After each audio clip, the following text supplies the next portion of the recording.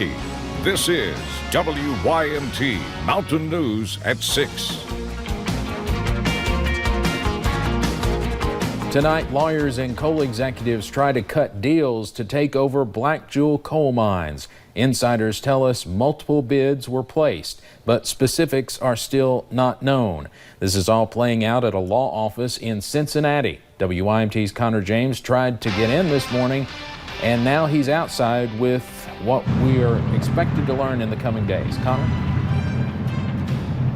Yeah, Steve, inside the building behind me, the fate of those Black Jewel mines is being determined. If those mines sell, coal production could begin again. And if they don't, well, the fate's kind of up in the air. They'd have to go into liquidation and start selling assets. And the chances of those mines reopening is very unlikely. It's on the 19th floor of the Omnicare building where bidders are gathered in the Squire Patton Boggs law firm. We did ask about getting into the auction. We were told it was closed to the media and to the public. We also asked for any sort of comment, and representatives with the firm said they were not in a position to make any. As for who's looking to buy, we know Contura Energy is one of the companies here. We do not know who else may be bidding. Miners are hoping new ownership will mean getting their jobs back.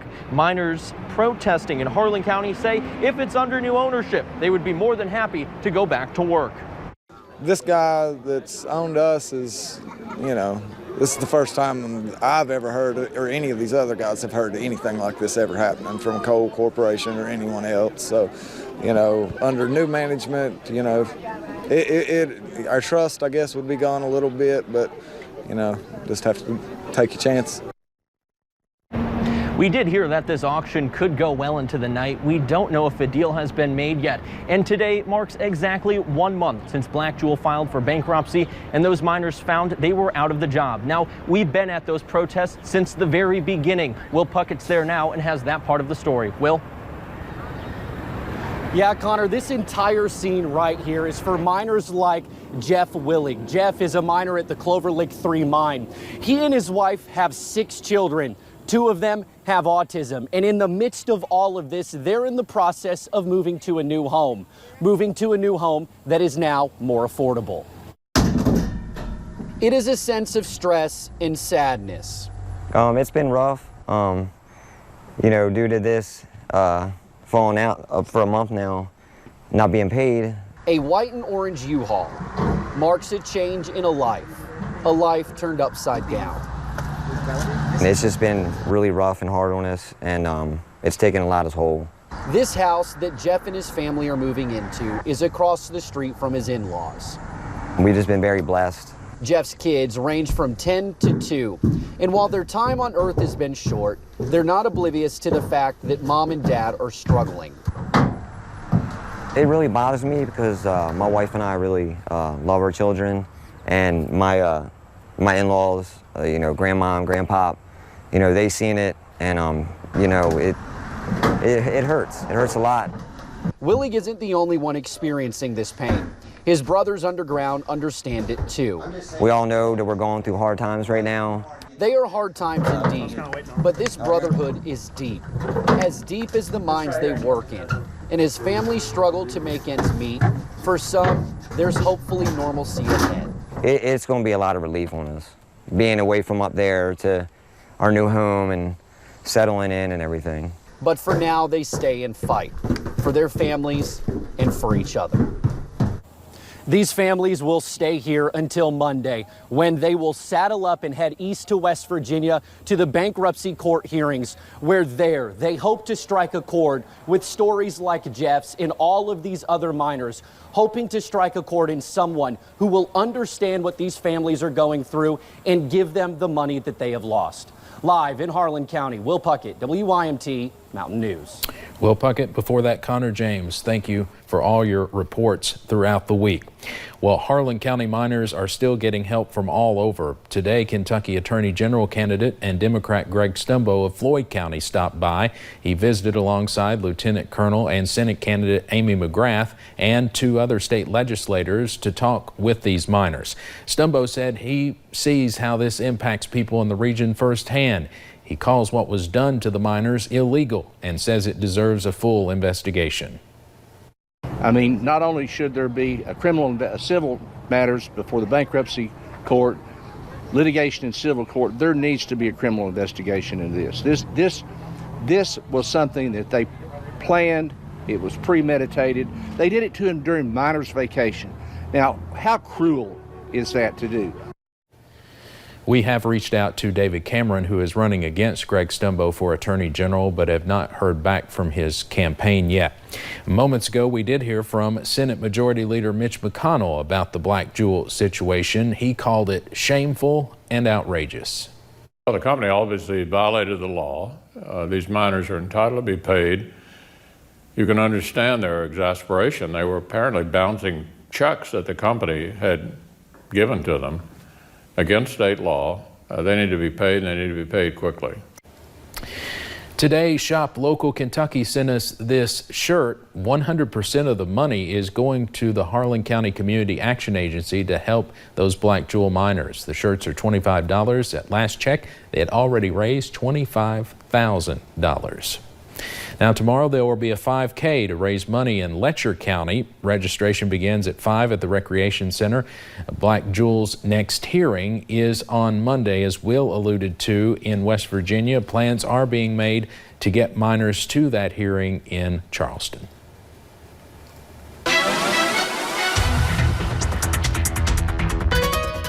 Well, it's officially the first day of August, and overall it hasn't been a bad day here in the mountains. We've seen plenty of sunshine, a few of those stray chances for a couple of showers as well. But over looking outside the WYMT studio, looking out the front porch, dealing with a few clouds over there. But overall, those mostly sunny skies. Even looking over into parts of Jackson, 85 degrees. You're seeing plenty of sunshine over there, and feeling like 88 though, because those dew points mid to upper 60s, feeling a little bit muggy, but overall not too bad. You'll notice temperatures into about those low to mid 80s across the area, showing up a 70s in Wise, and even down into Middlesboro, they're at a nice 80 degrees. I've seen a little bit of a break from the sun due to those isolated rain chances. You can see those been popping up really around the mountains throughout the day, but they've just been isolated at times. And as we scan the skies now, we are looking at a clean sweep, but we're keeping a close eye on this little pop-up shower and storm down into parts of Whitley County, and that moving into parts of Knox County as well. You can see just on the line there. So there has been an aerial flood advisory. That's until 7:45, because you can see over the past hour, they've seen a lot of rain in that area. We'll continue to keep an eye on that, and we'll talk more about that forecast coming up in just a few short minutes. All right, thank you, Paige. Police say a man broke into a Bell County home this morning with a gun. They arrested Stephen Dozier. Police say the homeowner called them from the outside. When they arrived, Dozier was still in the house. Police charged him with burglary. Other charges are pending. Today, Appalachian Regional Healthcare announced the purchase of Highlands Regional Medical Center in Prestonsburg. It marks the 13th hospital now operating under the ARH umbrella. WYMT's Buddy Forbes spoke to hospital representatives about what this means for the region. Thursday marked a new chapter for Highlands Regional Medical Center. Walking in this morning, there's a buzz in the air. There's excitement in the air. As it became the newest member of the Appalachian Regional Healthcare System, Trina Hall says ARH purchased Highlands to combine in the same mission, helping the community. We want to be part of our community. We want to drive the economics in our community to get it stronger financially. So we're coming together for the same purpose. She says the new name will not change the focus on patient care. Your doctors and nurses are going to still be right here providing services in these regions, in this community. But will provide an opportunity for growth. Anytime you can grow services, healthcare services, you grow jobs in a community. One of the things we are very aware of is our responsibility as an employer in Eastern Kentucky. Susan Ellis has worked for Highlands for more than 30 years. She says the addition of ARH will be beneficial to everyone. Our employees are very excited. We see this as an expansion of our facility. And will make access to medical care more convenient than ever.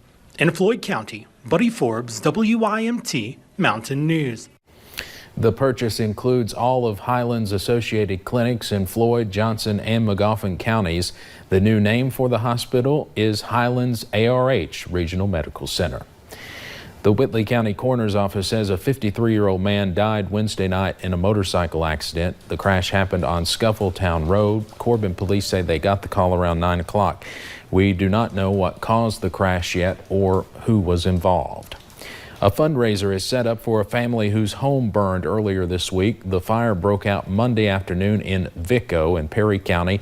This is the aftermath. We're told the homeowner was a volunteer at the fire department who battled the flames. A spaghetti dinner will be held at the Vico Fire Department from noon until 4 on August 10th.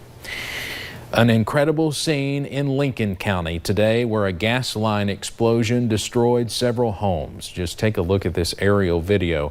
One person died, several others were hurt, but the sheriff says one of his deputies, Colby Reek, likely saved countless lives rushing to help those in need. Tonight, WYMT's Phil Pendleton is in Lincoln County with reaction. I knew it was something big. Half a mile from the Indian Camp Trailer Park, Mark Carmen knew something terrible had just happened. For a fire to be that big, and we could feel the heat from it, from where we were at. So, I pretty much knew there was a gas explosion. Carmen and others rushed to a safe zone, a nearby church, where he and others waited for the scene to clear. Others said they simply ran away, basically running for their lives. It was hot. I just looked at the siding and I could see it melting, and realized that we had to get away from there as fast as we possibly could. Coulter burned her arms and says her hair was singed as they were trying to get away. They and many others waited on the side of 127 for help to come their way.